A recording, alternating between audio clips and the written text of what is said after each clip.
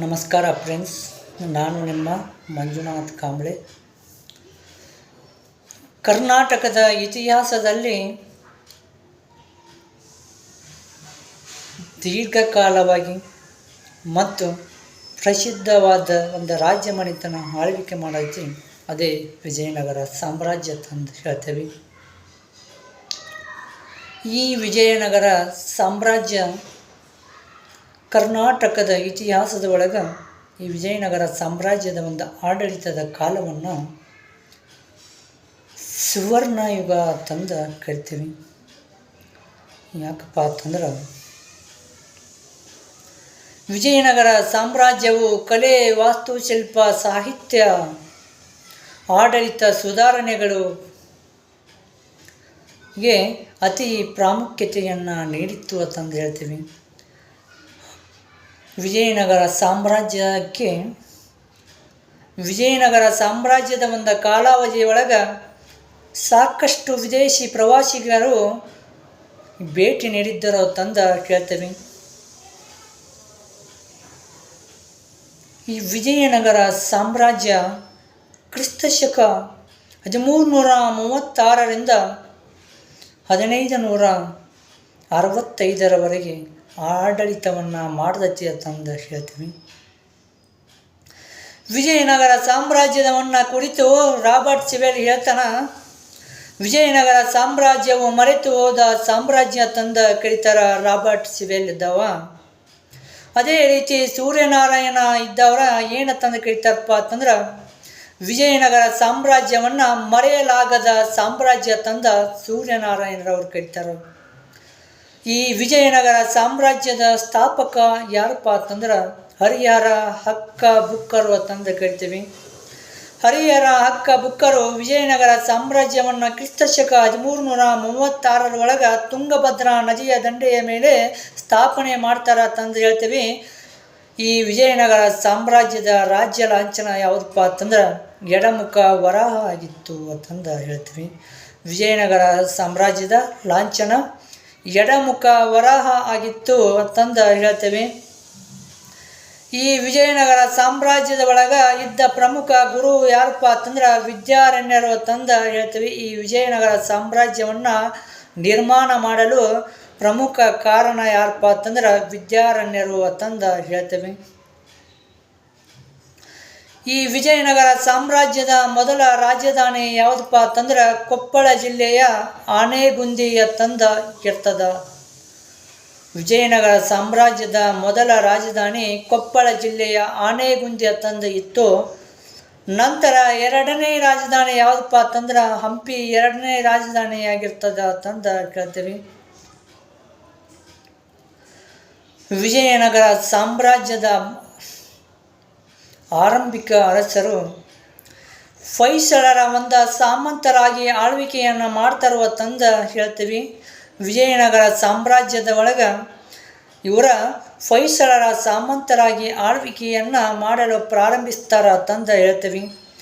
ವಿಜಯನಗರ ಸಾಮ್ರಾಜ್ಯವನ್ನು 4 ಮನೆತನಗಳ ಆಳ್ವಿಕೆಯನ್ನು ಮಾಡಿದ್ದು ಅಂತಂದು ಹೇಳ್ತೀವಿ. ಇದರೊಳಗೆ ಮೊದಲ ಮನೆತನ ಸಂಗಮ ಮನೆತನ ತಂದು ಕರಿತೀವಿ.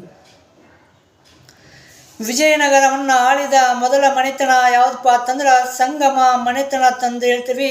ಈ ಸಂಗಮ ಮನೆತನವು 1336ರಿಂದ 1485ರವರೆಗೆ ಆಳ್ವಿಕೆಯನ್ನು ಮಾಡ್ತಾರೋ ಅಂತಂದು ಹೇಳ್ತೀವಿ. ಸಂಗಮ ಮನೆತನವು 1336ರಿಂದ 1485ರವರೆಗೆ ಆಳ್ವಿಕೆಯನ್ನು ಮಾಡದಚ್ಚಿ ಅಂತಂದು ಹೇಳ್ತೀವಿ. ಇದಾದ ನಂತರ ಸಾಳ್ವ ಮನೆತನ ಬರಚಿ 1385ರಿಂದ 1505ರವರೆಗೆ ಸಾಳ್ವ ಮನೆತನ ಆಳ್ವಿಕೆಯನ್ನು ಮಾಡ್ತಚ್ಚಿ ಅಂತಂದು ಹೇಳ್ತೇವೆ. ಅದೇ ರೀತಿ ತುಳು ಮನೆತನ ಬರಚಿ ತುಳು ಮನೆತನ 1505ರಿಂದ 1565ರವರೆಗೆ ಆಳ್ವಿಕೆಯನ್ನು ಮಾಡದಚ್ಚಿ ಅಂತಂದು ಹೇಳ್ತೇವೆ. 1505ರಿಂದ 1565ರವರೆಗೆ ತುಳು ಮನೆತನ ಆಳ್ವಿಕೆಯನ್ನು ಮಾಡೈತಿ ಅಂತಂದು ಹೇಳ್ತೀವಿ. ಇದಾದ ನಂತರ ವಿಜಯನಗರ ಸಾಮ್ರಾಜ್ಯವನ್ನು ಆಳಿದ ಕೊನೆಯ ಒಂದು ಮನೆತನ ಯಾವಪ್ಪ ಅಂತಂದ್ರೆ ಅದು ಅರವೀಡು ಮನೆತನ ತಂದು ಕರಿತೀವಿ.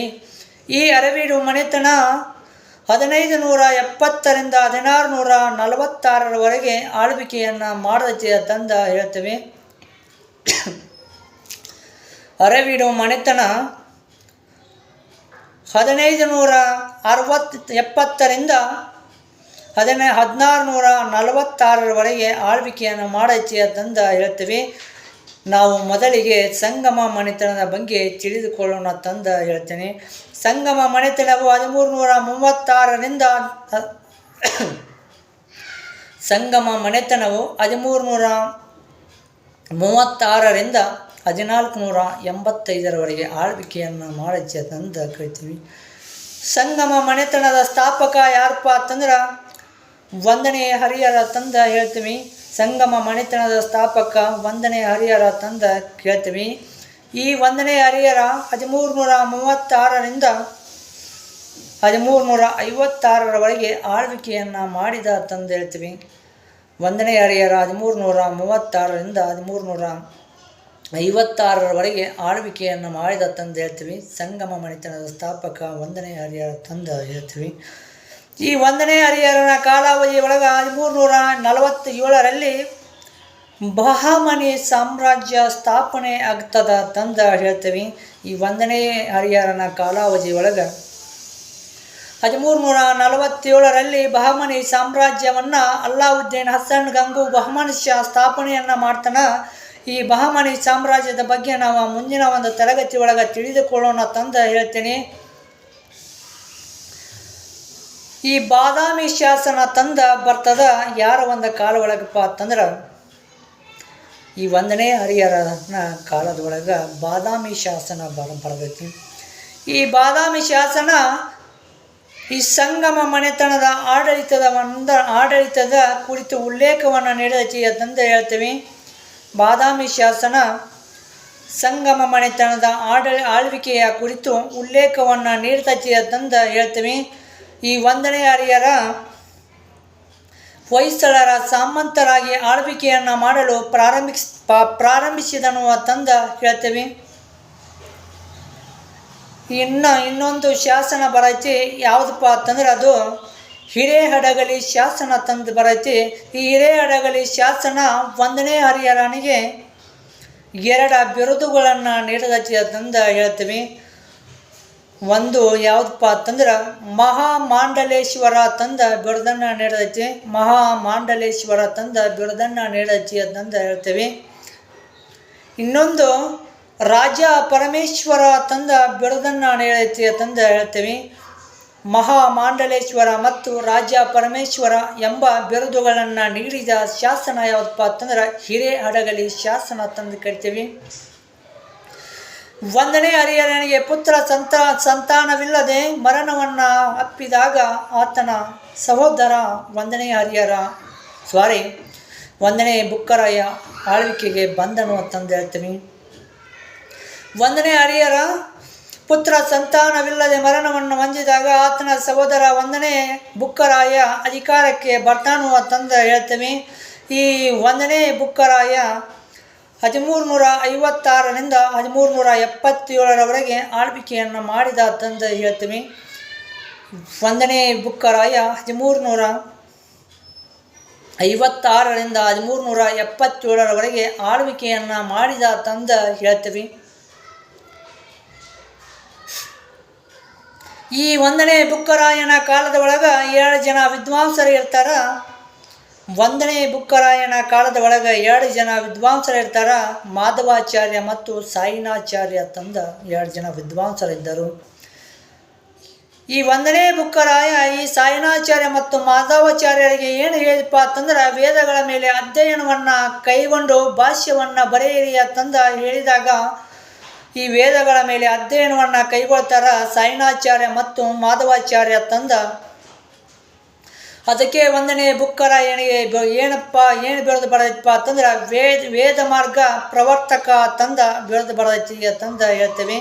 ವೇದ ಮಾರ್ಗ ಪ್ರವರ್ತಕ ತಂದ ಬಿರುದು ಯಾಕೆ ಬತ್ತಪ್ಪ ಅಂತಂದ್ರೆ ಈ ಸಾಯಿನಾಚಾರ್ಯ ಮತ್ತು ಮಾಧವಾಚಾರ್ಯರಿಗೆ ವೇದಗಳ ಮೇಲೆ ಅಧ್ಯಯನವನ್ನು ಕೈಗೊಳ್ಳಕ ಹೇಳಿದ್ದರಿಂದ ಈತನಿಗೆ ವೇದ ಮಾರ್ಗ ಪ್ರವರ್ತಕ ತಂದ ಬಿರುದು ಬರಚಿಯ ತಂದ ಹೇಳ್ತೇವೆ. ಈ 1ನೇ ಬುಕ್ಕರಾಯನ ಮಗ ಯಾರಪ್ಪ ಅಂತಂದ್ರೆ ಕಂಪನರಾಯ ತಂದ ಹೇಳ್ತೇವೆ. 1ನೇ ಬುಕ್ಕರಾಯನ ಮಗ ಕಂಪನರಾಯ ತಂದ ಹೇಳ್ತೇವೆ. ಈ ಕಂಪನರಾಯನು ಮಧುರಾ ಮೇಲೆ ದಾಳಿಯನ್ನು ಈ 1ನೇ ಕಂಪರಾಯ ಮಧುರೈ ಮೇಲೆ ದಾಳಿಯನ್ನು ಮಾಡಿ ಅಲ್ಲಿರುವ ರಾಜ್ಯರನ್ನು ಸಂಪೂರ್ಣವಾಗಿ ಸೋಲಿಸಿ ಸಾಮ್ರಾಜ್ಯವನ್ನು ರಾಮೇಶ್ವರದವರೆಗೂ ವಿಸ್ತಾರವನ್ನು ಮಾಡಿದ ತಂದು ಹೇಳ್ತೀವಿ. ಈ 1ನೇ ಬುಕ್ಕರಾಯನ ಮಗ ಕಂಪನರಾಯ ಮಧುರೈ ಮೇಲೆ ದಾಳಿ ಮಾಡಿ ಸಾಮ್ರಾಜ್ಯವನ್ನು ರಾಮೇಶ್ವರದವರೆಗೆ ವಿಸ್ತರಿಸಿದನು ತಂದು ಹೇಳ್ತೀವಿ. ಈ ಕಂಪನರಾಯನಿಗೆ ಒಬ್ಬಾಕಿ ಹೆಂಡತಿ ಇರ್ತಾಳ ಅಥವಾ ರಾಣಿ ಇದ್ದಿರ್ತಾಳ. ಆಕೆ ಯಾರಪ್ಪ ಅಂತಂದ್ರೆ ಗಂಗಾಂಬಿಕೆ ತಂದ ಕರಿತೀವಿ. ಈ ಕಂಪನರಾಯ ಮಧುರೈ ಮೇಲೆ ದಾಳಿ ಮಾಡಿ ವಿಜಯ ಗಳಿಸಿದ್ದಕ್ಕಾಗಿ ಈ ಗಂಗಾಂಬಿಕೆ ಒಂದು ಕೃತಿಯನ್ನು ರಚನೆ ಮಾಡ್ತಾಳ. ವೀರ ಕಂಪನರಾಯನ ಚರಿತಂ ಎನ್ನುವ ಕೃತಿಯನ್ನು ರಚನೆ ಮಾಡ್ತಾಳ. ವೀರ ಕಂಪನರಾಯನ ಚರಿತಂ ಎನ್ನುವ ಕೃತಿಯನ್ನು ರಚನೆ ಮಾಡ್ತಾಳ. ಅದರ ಇನ್ನೊಂದು ಹೆಸರು ಏನಪ್ಪ ಅಂತಂದ್ರೆ ಮಧುರಾ ವಿಜಯಂ ತಂದ ಕರಿತೀವಿ. ಮಧುರೈ ವಿಜಯಂ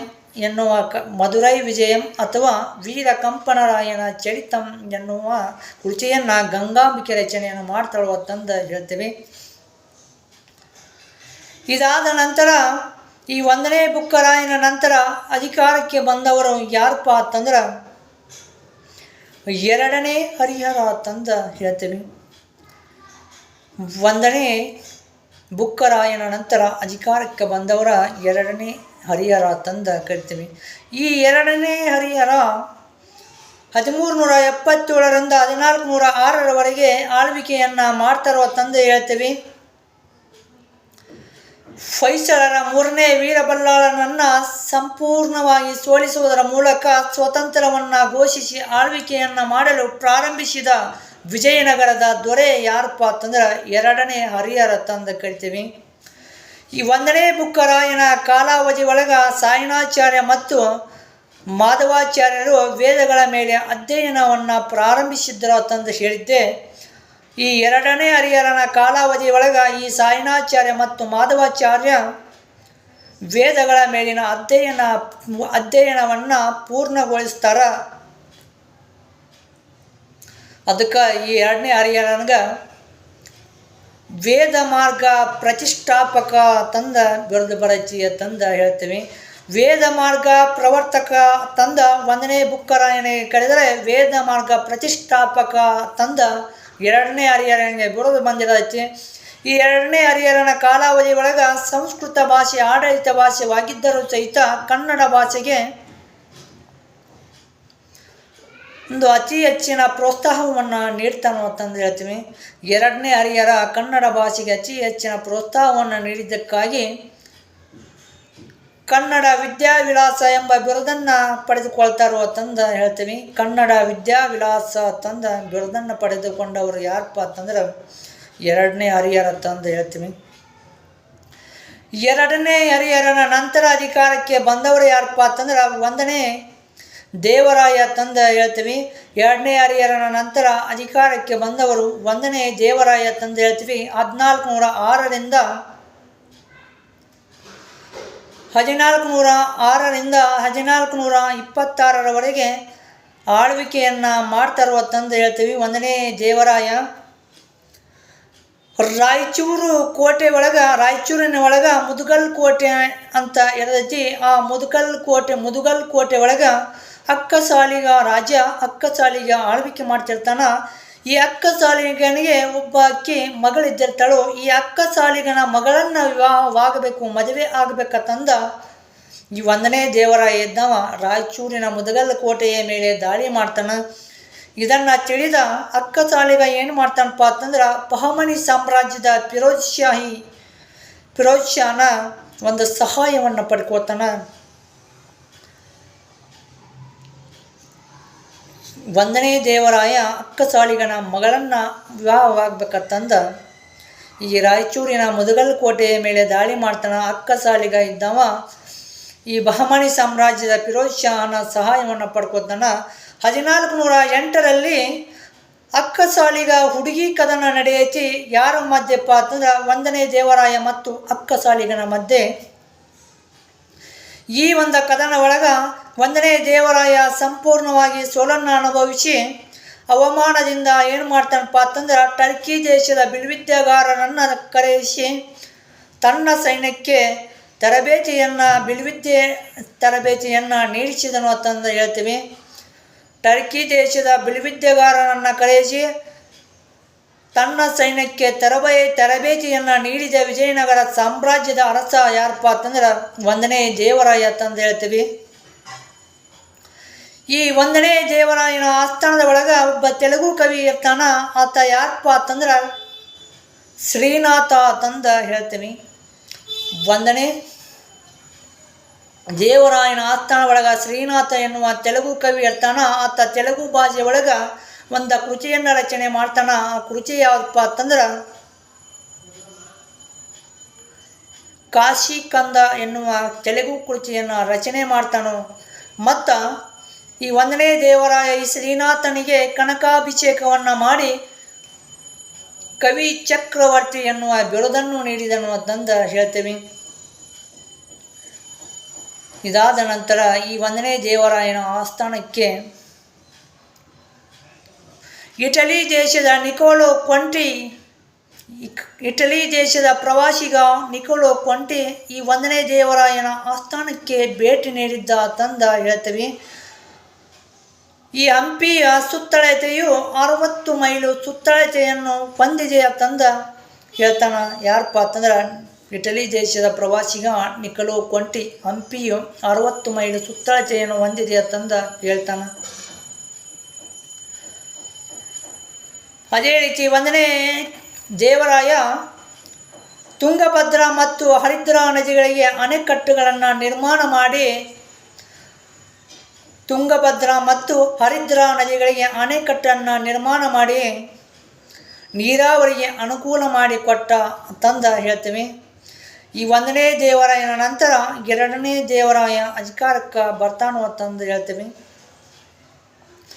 ಒಂದನೇ ದೇವರಾಯನ ನಂತರ ಎರಡನೇ ದೇವರಾಯ ಅಧಿಕಾರಕ್ಕೆ ಬರ್ತಾನ ಅಂತಂದು ಹೇಳ್ತೀವಿ. ಈತನಿಗೆ ಒಂದು ಬಿರುದಿದ್ದಲಾಚಿ ಗಜೆ ಬೆಂಟೆಕಾರ ಅಂತಂದು. ಎರಡನೇ ದೇವರಾಯನಿಗೆ ಗಜೆ ಬೆಂಟೆಕಾರ ತಂದ ಬಿರುದಿದ್ದಲಾಚಿ. ಈತ ಸಂಗಮ ಮನೆತನದ ಪ್ರಸಿದ್ಧ ಅರಸ ಅಥವಾ ದೊರೆ ತಂದ ಕರಿತೀವಿ. ಯಾರಿಗಪ್ಪ ಅಂತಂದ್ರೆ ಎರಡನೇ ದೇವರಾಯನಿಗೆ ತಂದ ಹೇಳ್ತೇವೆ. ಸರ್ವಧರ್ಮ ಸಮನ್ವಯ ನೀತಿಯನ್ನು ಅನುಸರಿಸಿದ ವಿಜಯನಗರ ಸಾಮ್ರಾಜ್ಯದ ದೊರೆ ಯಾರಪ್ಪ ಅಂತಂದ್ರೆ ಎರಡನೇ ದೇವರಾಯ ತಂದು ಹೇಳ್ತೀವಿ. ಯಾಕಪ್ಪ ತಂದು ಸರ್ವಧರ್ಮ ಸಮನ್ವಯ ನೀತಿ ಯಾಕೆ ಅನುಸರಿಸಿದ್ಪ ಅಂತಂದ್ರೆ ತನ್ನ ಸಿಂಹಾಸನದ ಪಕ್ಕದಲ್ಲಿ ಕುರಾನಿನ ಗ್ರಂಥವನ್ನು ಇಟ್ಟು ಪೂಜೆಯನ್ನು ಮಾಡಿದ ಒಬ್ಬ ವಿಜಯನಗರದ ದೊರೆ ಯಾರಪ್ಪ ಅಂತಂದ್ರೆ ಎರಡನೇ ದೇವರಾಯ ತಂದು ಹೇಳ್ತೀವಿ. ವಿಜಯನಗರದ ಸೈನ್ಯ ಒಳಗೆ ಇಸ್ಲಾಂ ಜನಾಂಗಕ್ಕೆ ಅವಕಾಶವನ್ನು ಕಲ್ಪಿಸಿದ ಅಂತಂದು ಹೇಳ್ತೀವಿ. ತನ್ನ ಸಿಂಹಾಸನದ ಪಕ್ಕದಲ್ಲಿ ಕುರಾನಿನ ಗ್ರಂಥವನ್ನು ಇಟ್ಟ ಪ್ರಾರ್ಥನೆ ಅಥವಾ ಪೂಜೆಯನ್ನು ಮಾಡ್ತಿದ್ದ. ಮತ್ತು ತನ್ನ ಸೈನ್ಯದ ಒಳಗೆ ಇಸ್ಲಾಂ ಜನರನ್ನು ಸೇರಿಸಿಕೊಂಡಿದ್ದಕ್ಕಾಗಿ ಸರ್ವಧರ್ಮ ನೀತಿಯನ್ನು ಅನುಸರಿಸಿದ ತಂದ ಕರಿತೀವಿ. ಈ ಎರಡನೇ ದೇವರಾಯನ ಆಸ್ಥಾನದ ಒಳಗೆ ಯಾರು ಇದ್ರಪ್ಪ ಅಂತಂದ್ರೆ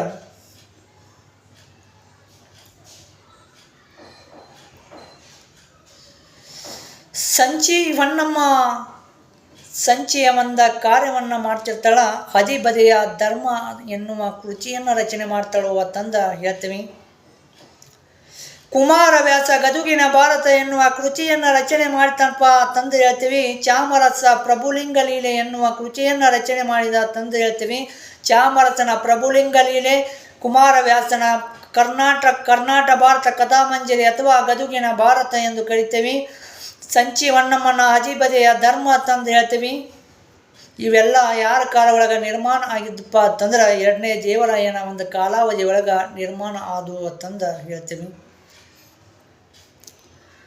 ಈ ಎರಡನೇ ದೇವರಾಯನ ಆಸ್ಥಾನದ ಒಳಗೆ ಆಸ್ಥಾನಕ್ಕೆ ಯಾರು ಭೇಟಿ ನೀಡಿದ್ದರಪ್ಪ ಅಂತಂದ್ರೆ ಪರ್ಷಿಯಾ ದೇಶದ ಅಬ್ದುಲ್ ರಜಾಕ್ ಭೇಟಿ ನೀಡಿದ್ದ ಅಂತಂದು ಹೇಳ್ತೀವಿ.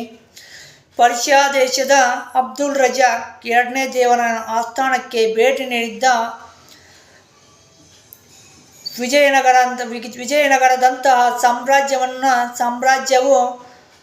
ಸಾಮ್ರಾಜ್ಯವನ್ನು ಕಣ್ಣುಗಳು ಕಂಡಿಲ್ಲ, ಕಿವಿಗಳು ಕೇಳಿಲ್ಲ, ಇಂಥ ಒಂದು ಸಾಮ್ರಾಜ್ಯವನ್ನು ನಾನು ನೋಡೇ ಇಲ್ಲ ತಂದ ಅಬ್ದುಲ್ ರಜಾಕ್ ಆಗ ಹೇಳ್ತಾನು. ಪರ್ಷಿಯಾ ದೇಶದ ರಾಯಭಾರಿ ತಂದ ಹೇಳ್ತೀವಿ ಅವಂಗ. ಇದಾದ ನಂತರ ಎರಡನೇ ದೇವರಾಯನ ನಂತರ ಅಧಿಕಾರಕ್ಕೆ ಬಂದವರು ಯಾರಪ್ಪ ಅಂತಂದ್ರೆ ಎರಡನೇ ದೇವರಾಯನ ನಂತರ ಅಧಿಕಾರಕ್ಕೆ ಬಂದವರು ಯಾರಪ್ಪ ಅಂತಂದ್ರೆ ಪ್ರೌಢ ದೇವರಾಯ ತಂದ ಹೇಳ್ತೀವಿ. ಪ್ರೌಢ ದೇವರಾಯ ತಂದ ಹೇಳ್ತೀವಿ. ಈ ಎರಡನೇ ದೇವರಾಜನಿಗೆ ಪ್ರೌಢ ದೇವರಾಯ ತಂದ ನಾವು ಕರಿತೀವಿ. ಈ ಸಂಗಮ ಮನೆತನದ ಕೊನೆಯ ದೊರೆ ಆಗಿರ್ತಾರ ತಂದ ಹೇಳ್ತೀವಿ. ಸಂಗಮ ಮನೆತನದ ನಂತರ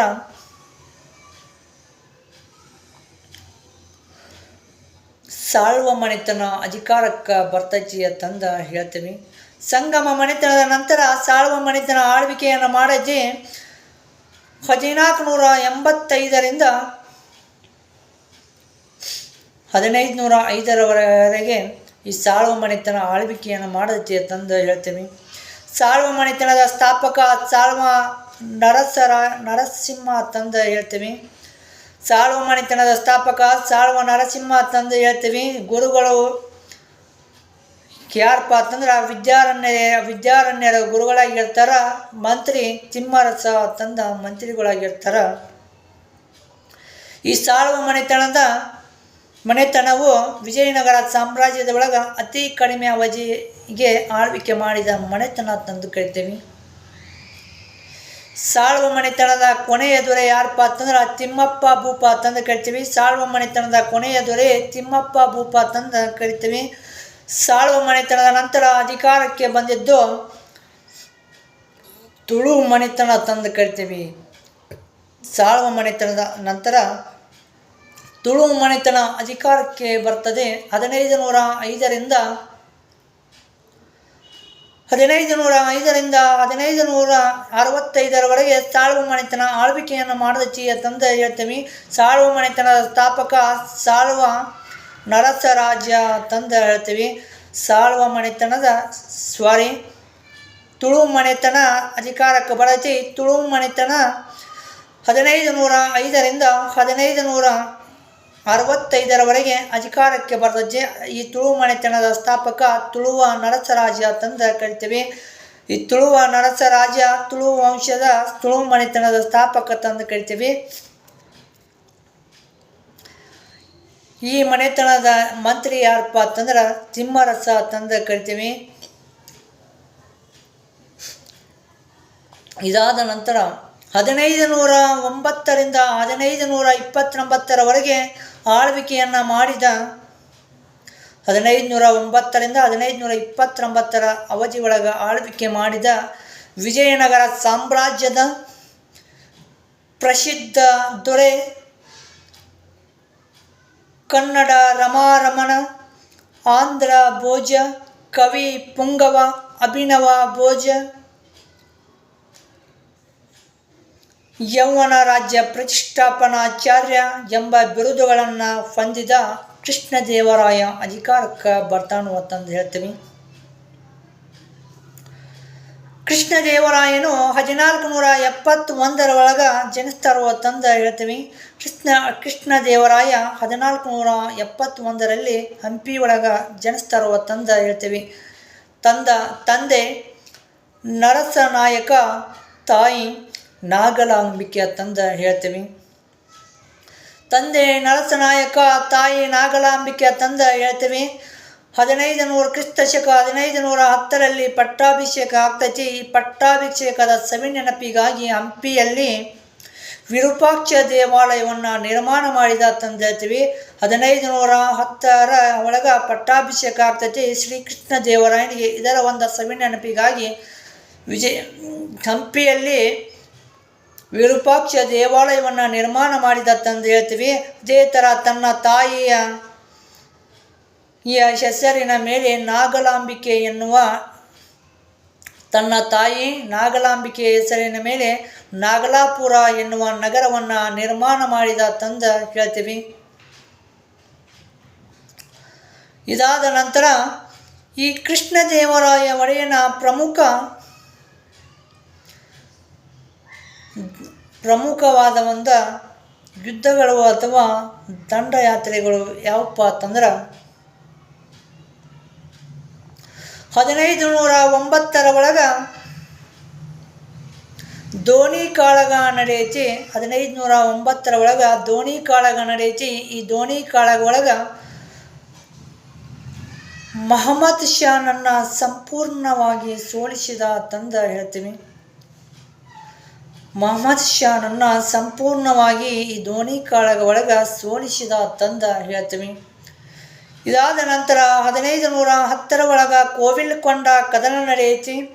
1510ರ ಒಳಗೆ ಕೋವಿಲ್ಕೊಂಡ ಕದನ ನಡೆಯಿತಿ. ಈ ಕದನದ ಒಳಗೆ ವಿಜಯಪುರದ ಆದಿಲ್ ಶಾಹಿಗಳ ಯೂಸುಫ್ ಆದಿಲ್ ಶಾನನ್ನು ಸಂಪೂರ್ಣವಾಗಿ ಸೋಲಿಸಿ ಗೋವಾವನ್ನು ವಶಪಡಿಸಿಕೊಂಡು ಅಲ್ಬುಕರ್ಕನಿಗೆ ನೀಡಿದ ಅಂತಂದು ಹೇಳ್ತೀವಿ. ಇದಾದ ನಂತರ 1512ರ ಒಳಗೆ ರಾಯಚೂರಿನ ಮೇಲೆ ದಾಳಿ ಮಾಡ್ತಾನೆ ಅಂತಂದು ಹೇಳ್ತೀವಿ. 1512ರ ಒಳಗೆ ರಾಯಚೂರಿನ ಮೇಲೆ ದಾಳಿ ಮಾಡಿ ಇಸ್ಮಾಯಿಲ್ ಆದಿಲ್ ಶಾನನ್ನು ಸಂಪೂರ್ಣವಾಗಿ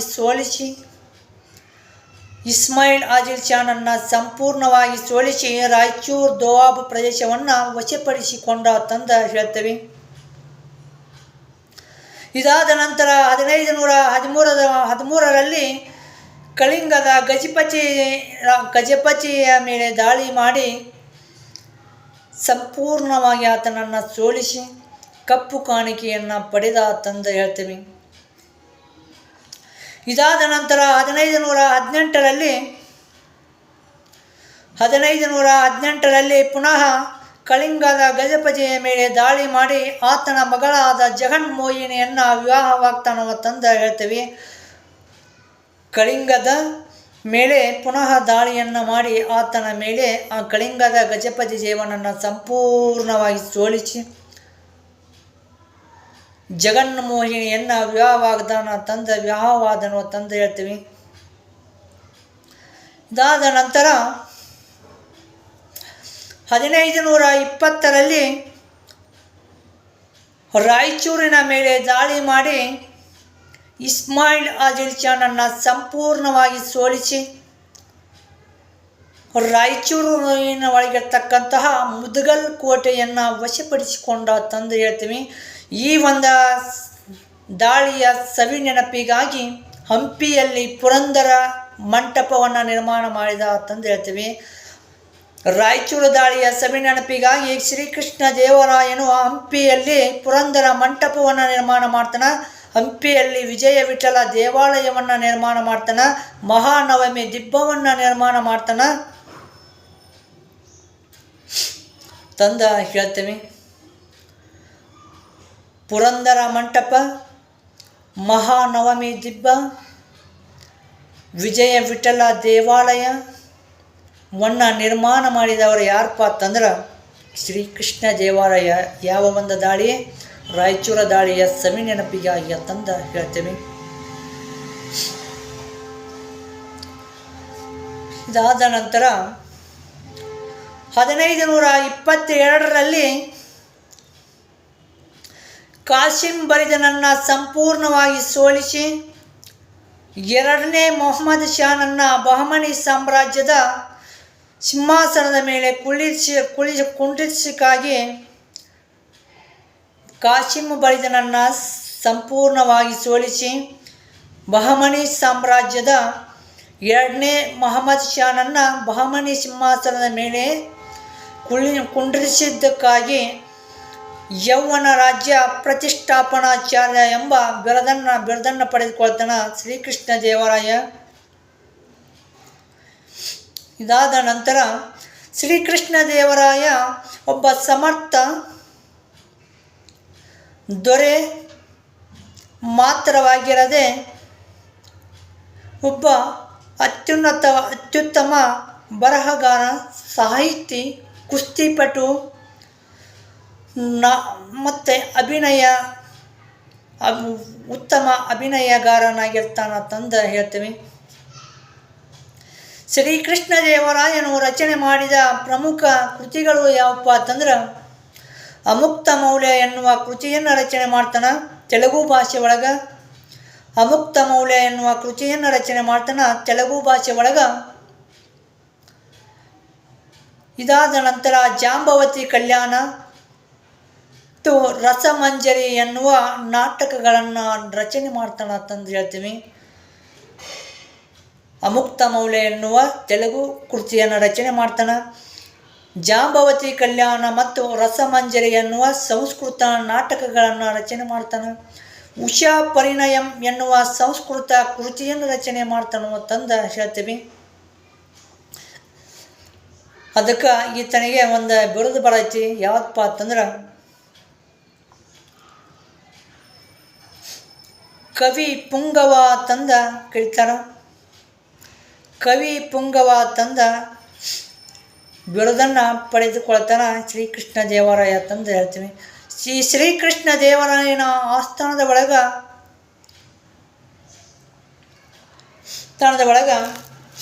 ಅಷ್ಟ ದಿಗ್ಗಜರು ಕವಿಗಳು ಇರ್ತಾರೆ. ಶ್ರೀಕೃಷ್ಣ ದೇವರಾಯನ ಆಸ್ಥಾನ ಒಳಗೆ ಅಷ್ಟ ದಿಗ್ಗಜರು ಕವಿಗಳು ಇರ್ತಾರೆ.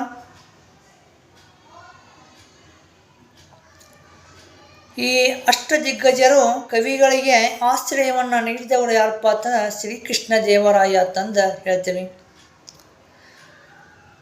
ನಂದಿ ತಿಮ್ಮಣ್ಣ, ದೂರ್ಜಟಿ, ತೆನಾಲಿ ರಾಮಕೃಷ್ಣ ಇಂತಹ ಅಷ್ಟ ದಿಗ್ಗಜರು ಕವಿಗಳು ಶ್ರೀಕೃಷ್ಣನ ಆಸ್ಥಾನ ಒಳಗೆ ಇರ್ತಾನೆ ಮತ್ತು ಇವರಿಗೆ ಆಶ್ರಯವನ್ನು ನೀಡಿದ್ದಕ್ಕಾಗಿ ಆಂಧ್ರದ ಭೋಜ ಎನ್ನುವ ಬಿರುದನ್ನು ಪಡೆದುಕೊಳ್ತಾನೆ ಶ್ರೀಕೃಷ್ಣ ದೇವರಾಯ ತಂದು ಹೇಳ್ತೀವಿ.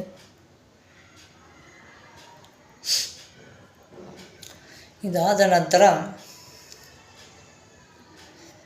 ಅಭಿನಯದ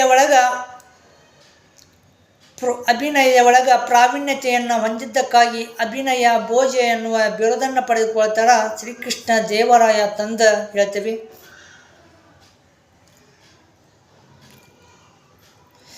ಇದಾದ ನಂತರ ಶ್ರೀಕೃಷ್ಣ ದೇವರಾಯನಿಗೆ ಇರುವ ಪ್ರಮುಖ ಬಿರುದುಗಳು ಯಾವಪ್ಪ ಅಂತಂದ್ರೆ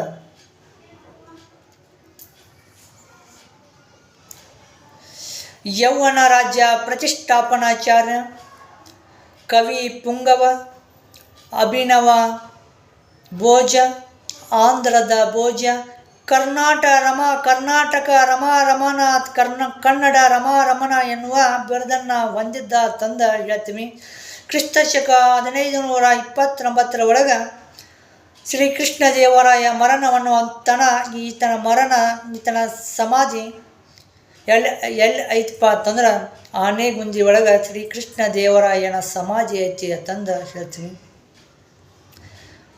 ಪ್ರಸ್ತುತ ವಿಜಯನಗರ ಒಳಗೆ ಶ್ರೀಕೃಷ್ಣ ದೇವರಾಯ ವಿಶ್ವವಿದ್ಯಾಲಯವನ್ನು ನಾವು ಕಾಣ್ತೇವೆ. ಶ್ರೀಕೃಷ್ಣ ದೇವರಾಯನ ನಂತರ ಅಧಿಕಾರಕ್ಕೆ ಬಂದವರು ಯಾರಪ್ಪ ಅಂತಂದ್ರೆ ಅಚ್ಯುತರಾಯ ಅಧಿಕಾರಕ್ಕೆ ಬರ್ತಾನ. ಶ್ರೀಕೃಷ್ಣ ದೇವರಾಯನ ನಂತರ ಅಧಿಕಾರಕ್ಕೆ ಬಂದವರು ಯಾರಪ್ಪ ಅಂತಂದ್ರೆ ಅಚ್ಯುತರಾಯ ಅಧಿಕಾರಕ್ಕೆ ಬರ್ತಾನ. ಈತನ ಒಂದು ಕಾಲಾವಧಿ ಒಳಗೆ ಒಬ್ಬ ಪ್ರವಾಸಿಗ ಭೇಟಿ ನೀಡಿರ್ತಾನ.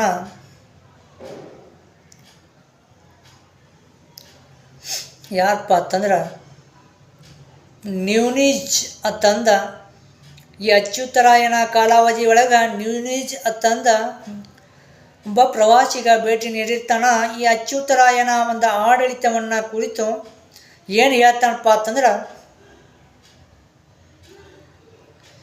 ಈ ಅಚ್ಯುತರಾಯ ಒಬ್ಬ ಸುಳ್ಳು ದೊರೆ ಮತ್ತು ಪುಕ್ಕಲು ದೊರೆ ಅಂತಂದು ಹೇಳ್ತಾನೆ. ನ್ಯೂನಿಚ್ ಏನು ಹೇಳ್ತಾನಂತಂದ್ರೆ, ಈ ಅಚ್ಯುತರಾಯ ಒಬ್ಬ ಸುಳ್ಳು ದೊರೆ ಮತ್ತು ಪುಕ್ಕಲ ದೊರೆ ಅಂತಂದು ಹೇಳ್ತಾನೆ. ಈ ಅಚ್ಯುತರಾಯನ ನಂತರ ಅಧಿಕಾರಕ್ಕೆ ಬಂದವರು ಯಾರಪ್ಪ ಅಂತಂದ್ರೆ ಸದಾಶಿವರಾಯ ಅಂತಂದು ಅಧಿಕಾರಕ್ಕೆ ಬರ್ತಾನೆ.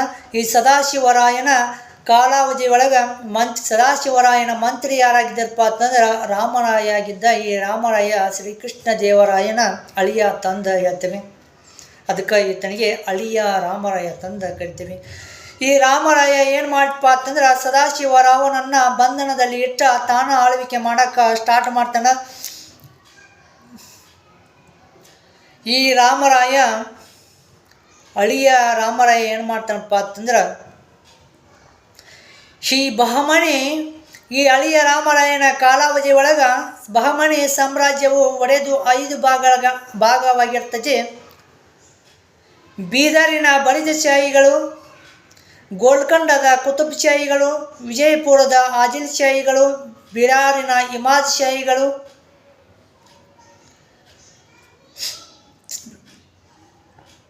ತಂದ 5 ಮನೆತನಗಳಾಗಿರ್ತಾವ. ಇವರ ಮಧ್ಯೆ ಈ ಅಳಿಯ ರಾಮರಾಯ ಇದ್ದವ ಜಗಳವನ್ನು ಹಚ್ತಿರ್ತಾನೆ.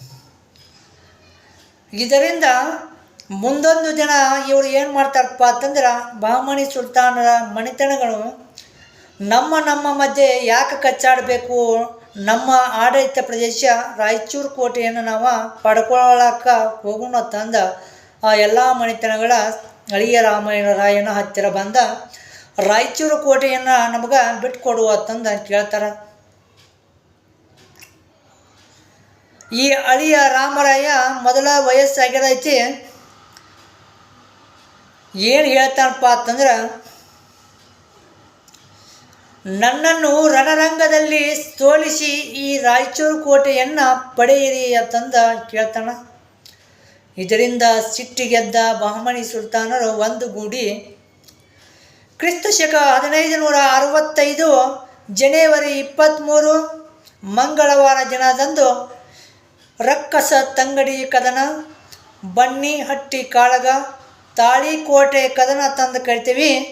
ಯಾರ ಮಧ್ಯೆ ನಡೆಯಪ್ಪ ಅಂತಂದ್ರೆ ಅಳಿಯ ರಾಮರಾಯ ಮತ್ತು ಈ ಶಾಹಿ ಮನೆತನ ಬಹಮನಿ ಸುಲ್ತಾನರ ಶಾಹಿ ಮನೆತನಗಳ ಮಧ್ಯೆ ನಡೆಯುತ್ತೆ.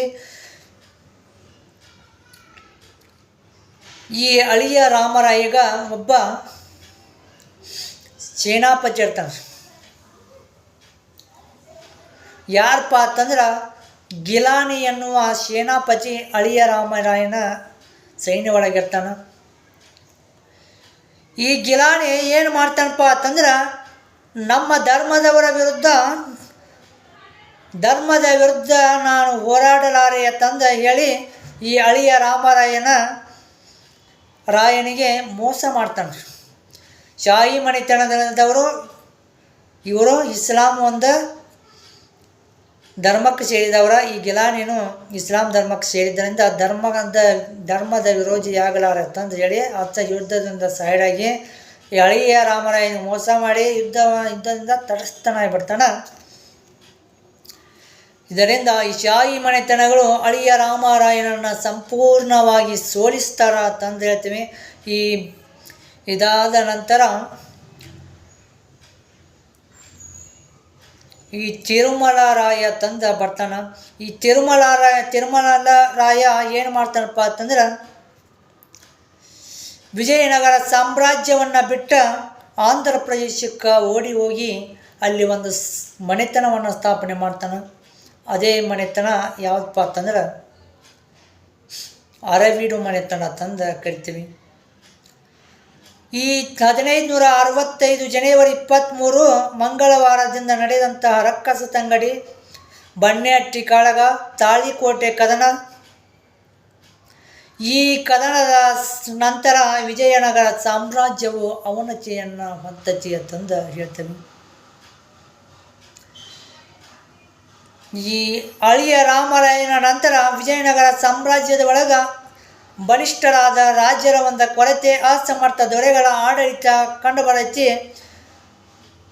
ಇದಕ್ಕೆ ವಿಜಯನಗರ ಸಾಮ್ರಾಜ್ಯ ಏನಾಗ್ತೈತಪ್ಪ ಅಂತಂದ್ರೆ ಅವನತಿಯನ್ನು ಹೊಂದೈತಿ.